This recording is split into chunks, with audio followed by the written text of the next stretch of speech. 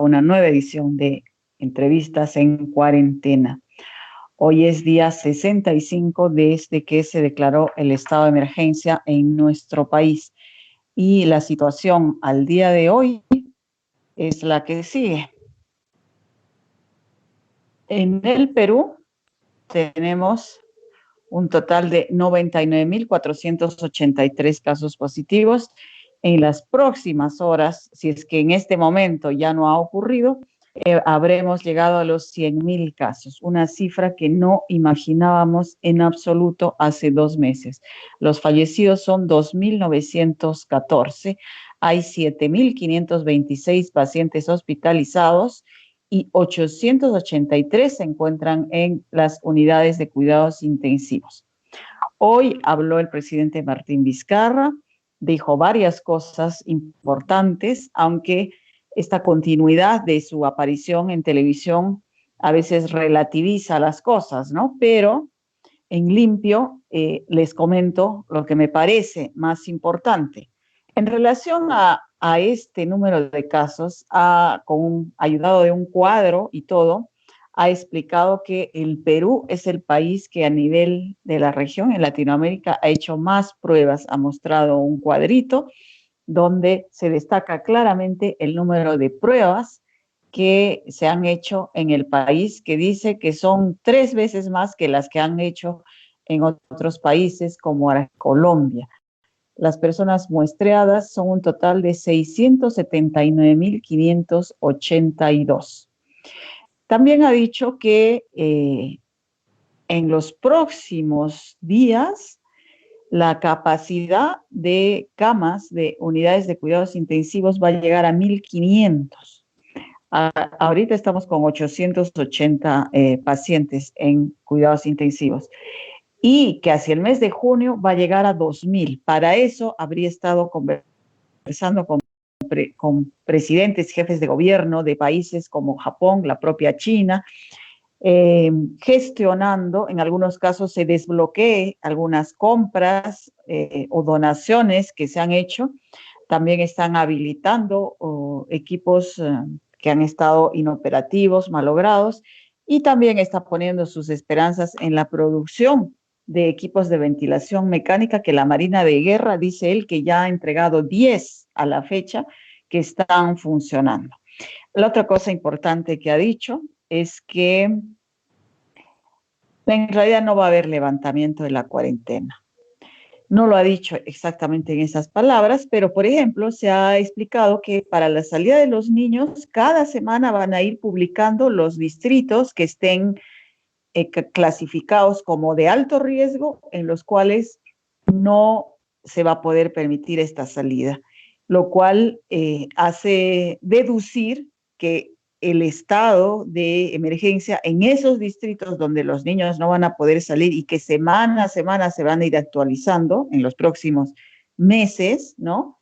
Va a ser también restrictivo. Ha dicho que el toque de queda, llamado así, que es la inmovilización por las noches, va a continuar indefinidamente, como que no hay labores escolares hasta que aparezca una vacuna y como que la reactivación de las actividades productivas tiene ya un cronograma, es muy gradual, lento y es lo que hay. Así que quienes esperaban un anuncio sobre el levantamiento de la cuarentena, eso no va a ocurrir. Lo más previsible es que se va a ir levantando restricciones por distritos, por regiones, por actividades, y de acuerdo, y se va a ir actualizando eso de acuerdo a la evolución de la enfermedad. En Arequipa, la situación está dentro de control, pero sigue creciendo. El último reporte de hoy es que hemos pasado ya la barrera también de los 2.000 casos, son 2.072 casos positivos en este momento. Hay 37 defunciones, hospitalizados, 74 positivos y 23 sospechosos. En UCI hay 27 personas, 20 confirmados 7 sospechosos. Estamos con un margen pequeño, pero hay un margen de camas UCI, algo con lo que también las autoridades regionales están en una carrera por implementar más UCI porque no habrían muchas disponibles en las próximas semanas. Bien, esa es la situación a nivel nacional. En los últimos días hemos escuchado varias noticias sobre lo que está pasando en la región, alrededor nuestro. Una de ellas ha sido que se declaró después de varias semanas, ya digamos 2 meses, en Santiago de Chile la cuarentena total. Y a pesar de que es el país que estuvo liderando también en pruebas, ha tenido un aumento importante de casos en las semanas pasadas. Para conversar sobre este tema, hemos contactado con un periodista en Santiago de Chile, Roberto Bruna, es director de contenido del sitio El Soberano en Chile. Si está conectado con nosotros, le doy la bienvenida. Muy buenas noches, Roberto. Hola Mabel, hola, un saludo afectuoso para todo el pueblo peruano en estas horas bastante complicadas, también poniéndome al corriente de la información que nos llega desde Perú con estas declaraciones del presidente Vizcarra, que me parece, Mabel, y es muy interesante que la gente en Perú lo entienda. Son muy similares a las que escuchamos acá, ¿no? Esta especie. Yo creo que si hay algo que debemos aprender de esta terrible pandemia, de esta crisis social que se abre también, es que tenemos que empezar a dudar de nuestras autoridades cuando empiezan a hacer alarde de sus números. Cuando empiezan a hacer alarde de sus estadísticas es porque hay algo que no anda bien, y eso nosotros lo aprendimos mucho atendiendo, digamos, la realidad del manejo que ha hecho el presidente Piñera de la misma crisis, porque cuando empezamos a decir que estamos haciendo más exámenes que el vecino, que estamos tomando más test que el otro vecino y que tenemos menos y que tenemos menos muertos, eso ya nos da luces de que hay algo que no anda bien, ¿no? Porque además creo que a esta altura es irrelevante quién hace más test o quién hace menos test. Lo importante es que no se nos muera la gente. Y me parece que nuestras autoridades a veces tienden a perder un poco el foco con eso, ¿no?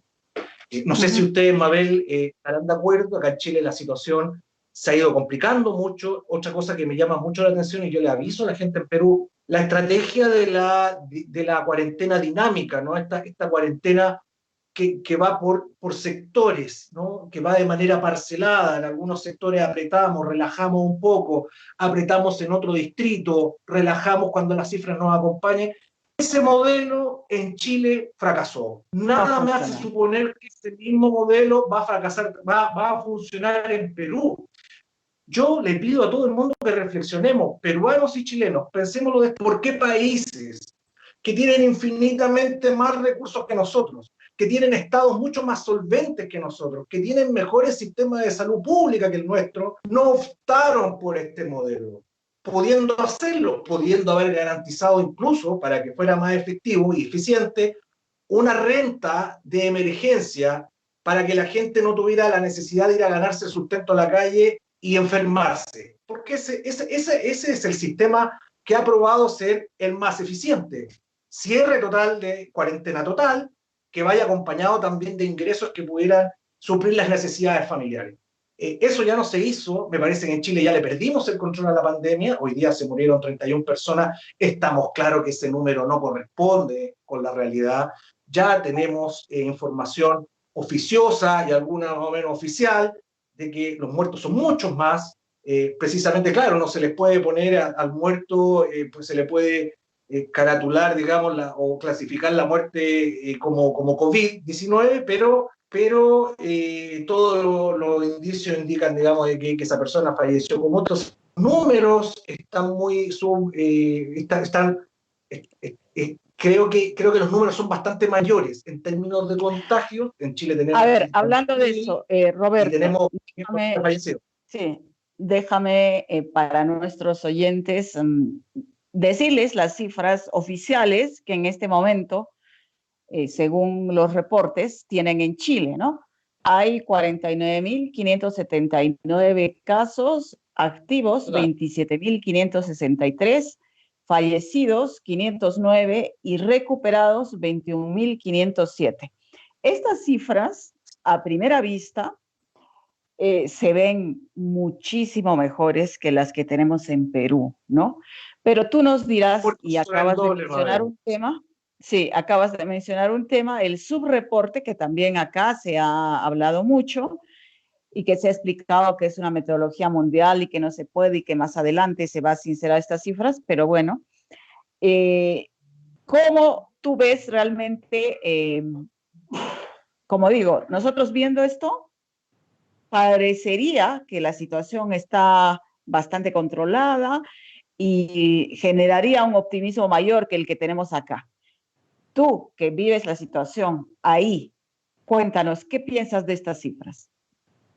No, son cifras, hay una subrepresentación clara respecto del cuadro real. Ya tenemos denuncias, ya tenemos muchos reportes, ya tenemos investigaciones incipientes, investigaciones periodísticas todavía incipientes que empiezan a dar luces de que la cantidad de muertos es bastante superior. Yo no sé, no me quisiera casar con una cifra, pero yo creo que es más del doble, definitivamente, en términos de los casos detectados, en términos de cuál es el número real de fallecidos. Hoy día se murieron, o sea, ayer, hoy día fue el reporte al mediodía, fallecieron 31 personas.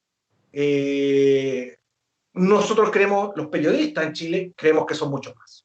No, no es imposible, no, definitivamente. Además, es algo que ya han hecho saber expertos en datos, porque una de las cosas curiosas que ha sucedido en nuestros países es que muchos han visto en esto la oportunidad de anotarse un punto político, de lucirse o de reivindicarse políticamente, como en el caso del presidente Piñera, que en vez de convocar a múltiples, a todas las voces y a todos los expertos que pudieran haberle echado una mano tratándose de una cuestión nacional mucho más convocante frente a un fenómeno que es nuevo, nada de eso ocurrió. Empezaron a cerrarse en un grupo muy reducido de expertos y obviamente que en la opacidad las dudas comienzan a crecer, ¿no? Y me ha parecido que ese panorama ha sido muy peligrosamente similar en todos nuestros países, cosa curiosa, ¿no? Entonces, en el caso de Chile, esto es más grave porque hoy día ya tenemos un gobierno que ha reconocido que su estrategia inicial fracasó, ¿no? Y el problema es que ahora ya está saliendo la poblada en los sectores de la periferia con expresiones de violencia que pueden terminar agravando el cuadro que nosotros arrastramos desde el 18 de octubre. A este gobierno parece que se le olvidó eso. Es una cosa muy curiosa, ¿no? O sea, es un gobierno que políticamente no tiene cuenta de ahorro, no tiene plata dentro de su cuenta de ahorro, y se atreve a jugar con la salud y la vida de los chilenos, de chilenas y chilenos, en realidad de toda la gente que vive en Chile, porque se quiso anotar y porque se quiso lucir políticamente. Bueno, esa estrategia definitivamente fracasó, y para cerrar, me parece que ya el semblante de nuestro ministro de salud, que es uno de los grandes responsables de esta nueva tragedia que vamos a empezar a vivir porque está en desarrollo, indica de que el cuadro que vamos a tener nosotros en mayo, en junio, va a ser muy difícil.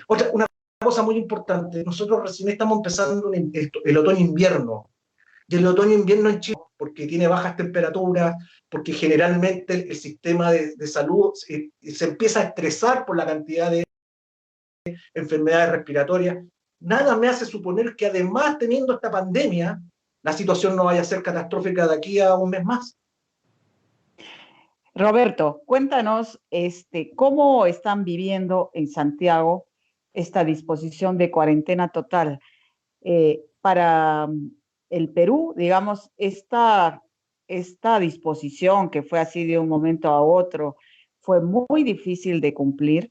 De hecho, el gobierno da a entender que si no se ha podido controlar es porque la gente no ha cumplido con aislarse, seguían Ajá. saliendo a trabajar, muchos que viven del día a día, había personas caminando por las carreteras tratando de regresar a sus lugares de origen, en fin, muchos dicen en Perú que la población chilena es bastante más disciplinada que la peruana y que de repente en otro país que no fuera Perú, la cuarentena hubiera funcionado porque la gente hubiera obedecido las restricciones. ¿Qué piensas tú? ¿Cómo la están viviendo en Santiago?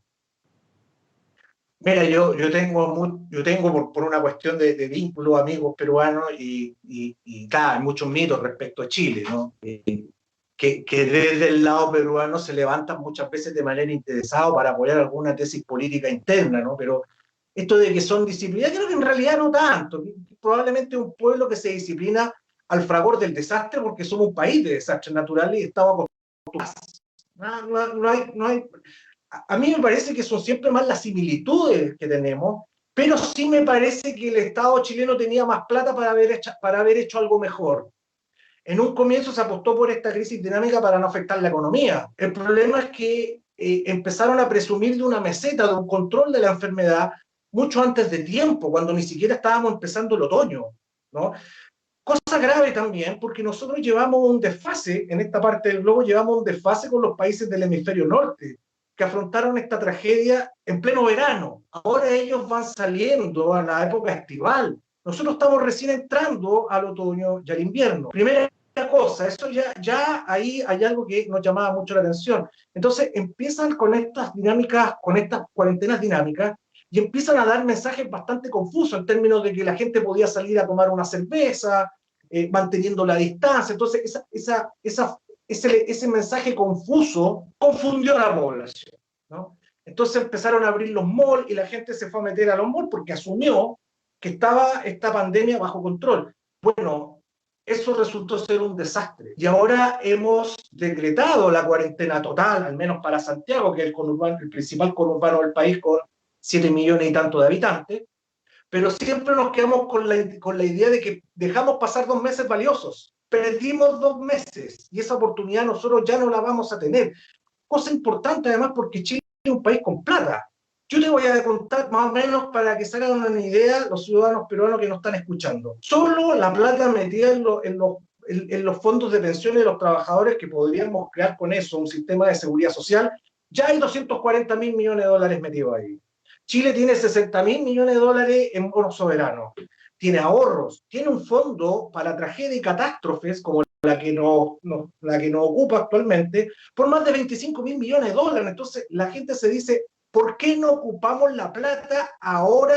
Que es un tema realmente curioso. Entonces, ahora que ya los números ya no acompañan al gobierno, ya que tenemos desorden y protesta, porque el hambre no se puede aplacar, uno puede, quizás por ahí un gobierno puede reprimir la rabia, pero no puede reprimir el hambre. Eso pasó porque hay sectores populares que llevan un mes en cuarentena acá en Santiago y esa gente vive el día a día. Esa gente ha dejado de trabajar y está dejando de comer.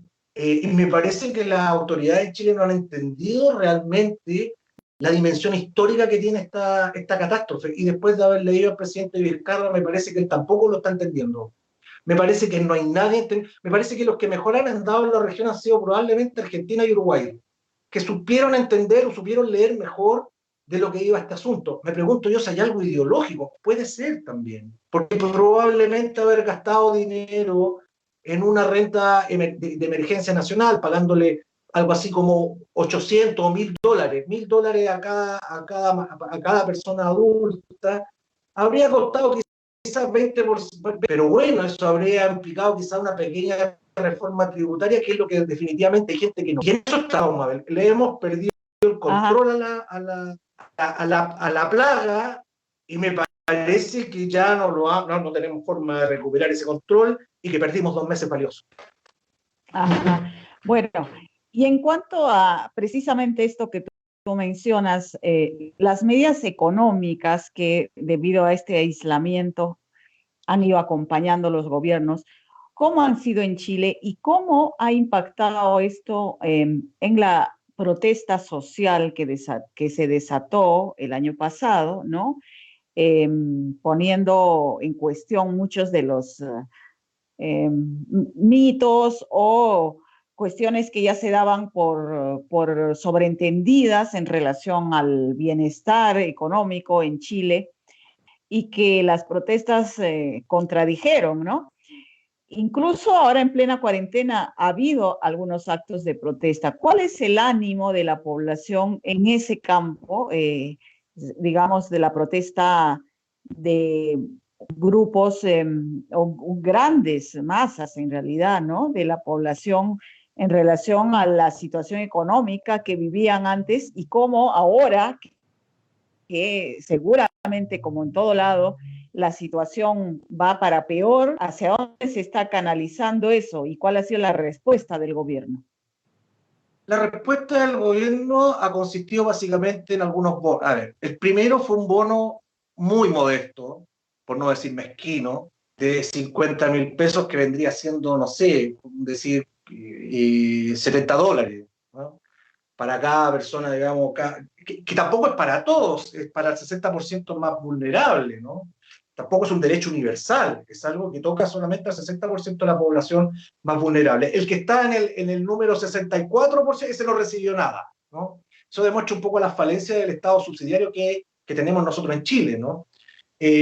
Luego vino una especie de ingreso, le llaman ingreso de emergencia familiar, que se va a entregar solamente por 3 meses. Me parecía bien, 3 meses, ¿no? Pero de 65.000, algo así como $80 en orden decreciente, $80 un mes, $70 al segundo mes, $60 al tercer mes. Claramente insuficiente. Tan insuficiente es que incluso ahora el gobierno está proponiendo entregar cajas con mercadería, canastas básicas de alimentación. Me parece que es una salida bastante poco OCDE, ¿no? Digámoslo. Nosotros estábamos esperando una renta universal como la que Chile está en condiciones de pagar, precisamente para no dañar la economía de Chile, porque si eso es lo peor, me parece que Vizcarra y Piñera parecen no entenderlo. Mientras más tiempo dejan pasar, más se deteriora el tejido económico del país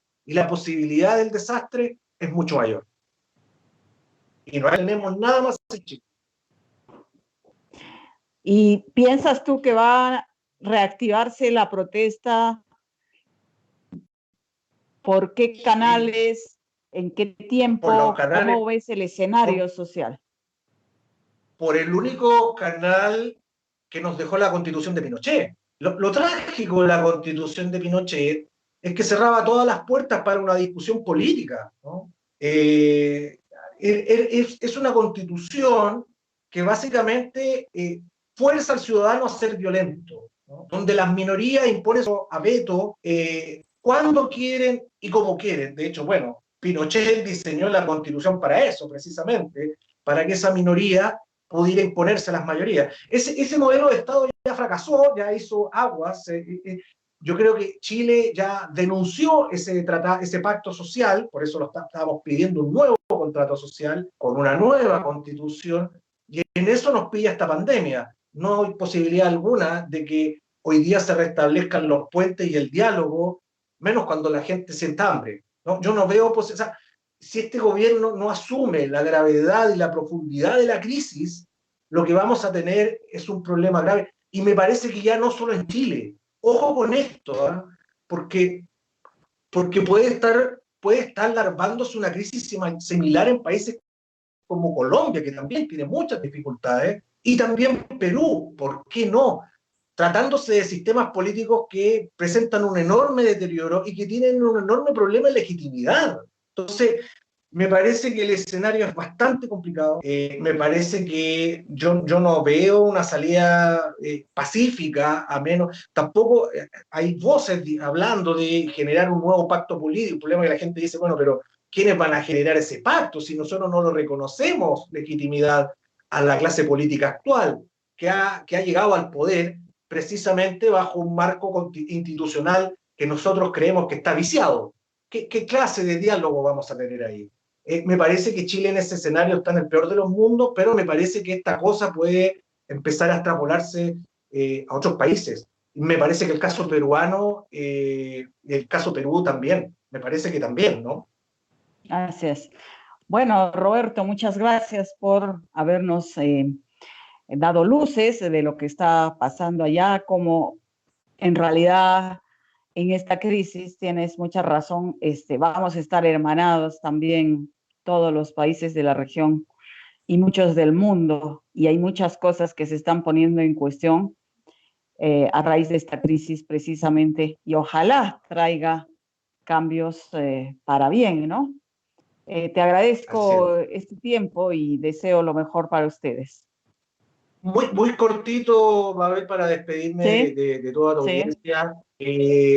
Yo creo que llegó el momento en que la sociedad, yo creo que los pueblos, el pueblo profundo de Perú, el pueblo profundo de Chile, a sus autoridades soluciones radicales, históricas, consonantes con la crisis que estamos viviendo, que es una crisis histórica, ¿no? Necesitamos soluciones radicales que pueden resultar dolorosas, pero esto de regatear o de ponerse tacaño con los recursos públicos, lo único que va a conseguir es agravar el cuadro y terminar de enfermarnos ya no solo del coronavirus, sino que también de enfermarnos de una pobreza de la que nos va a costar mucho salir. Así que un saludo a todos, a toda la gente que le escucha, a toda la gente que los ve y bueno, eso, no nos queda otra. muy bien. Muchas gracias. Que tengas buenas noches. También ustedes. Hasta luego. Muy bien. Ese fue Roberto Bruna, director de contenido de El Soberano, un medio digital en Santiago de Chile. Y antes de seguir con nuestra segunda entrevista, les recuerdo que tenemos una encuesta para ser respondida por ustedes y que está apareciendo en sus pantallas, y es si creen que lo que dijo Vizcarra y los últimos sucesos van a generar un nuevo enfrentamiento entre el Poder Ejecutivo y el Poder Legislativo. Hoy día en el mensaje de Martín Vizcarra habló él, habló Vicente Ceballos, presidente del Consejo de Ministros, ambos en tono de reproche en relación a las decisiones que está adoptando el Congreso de la República y que a entender del Ejecutivo quieren retroceder en algunas reformas políticas que incluso fueron consultadas en un referéndum.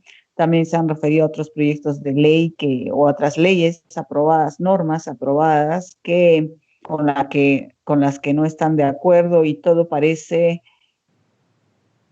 indicar que la relación va a ir de mal en peor. No sabemos. La pregunta es esa. ¿Ustedes creen que va a haber un nuevo enfrentamiento entre ejecutivo y legislativo en las próximas semanas o meses? Sí o no, pueden responder en nuestra encuesta. Muy bien.